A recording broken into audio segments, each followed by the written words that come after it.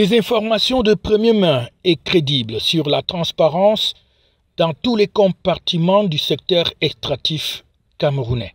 Le rapport ITIE 2021 publié le 15 septembre 2023 à Yaoundé vient donc confirmer la volonté des autorités camerounaises à montrer patte blanche, selon le ministre des Mines, de l'Industrie et du Développement technologique par intérim, Fou Calistus Gentry, et vice-président du comité ITIE, qui présidait la cérémonie de publication. Nous venons de faire la publication du rapport 2021 d'ITIE.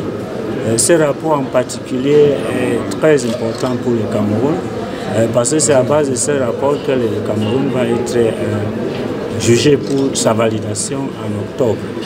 Pendant cette période, nous avons profité de tous les ateliers avec les secteurs concernés pour augmenter, préciser les formules pour augmenter les recettes minières.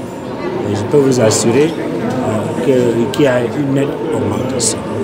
Je peux aussi dire que désormais, après notre validation, le Cameroun va passer des pays potentiels en ce qui concerne les mines solides à un pays producteur.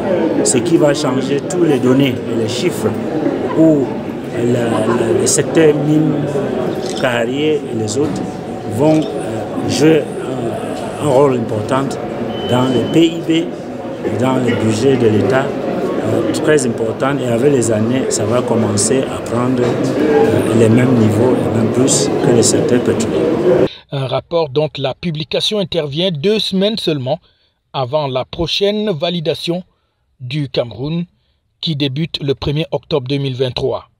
C'est dire que le Cameroun est une fois de plus dans les délais et ce sera la base de travail sur laquelle va se fonder cette évaluation. Le rapport ITIE 2021 renferme toutes les informations relatives au secteur de l'extraction aussi bien minière, pétrolière que gazière au Cameroun, avec des chiffres en nette augmentation entre 2021 et 2023.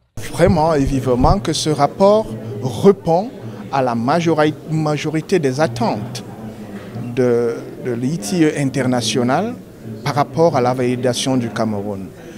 Donc nous sommes assez confiants que les 15 mesures qui nous ont été prescrites par le secrétariat international sont couvertes dans ce rapport, et si il est utilisé à bon escient, nous pourrons avoir de bonnes notes sortant de la prochaine validation.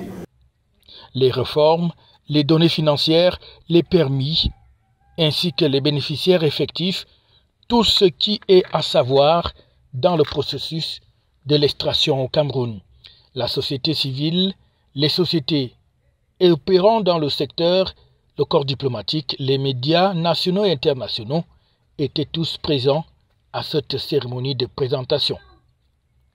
Une circonstance heureuse donc, qui n'a pas du tout loupé l'affaire qui fait grincer des dents pour le moment, l'affaire Glencore, qui a aussi été adressée dans ce rapport ITIE. Il est donc question d'y veiller, afin que toute la lumière soit faite pour que cela ne vienne pas entacher le Cameroun, qui est résolument engagé sur le processus de transparence absolue dans le secteur extractif. FH News, votre télévision.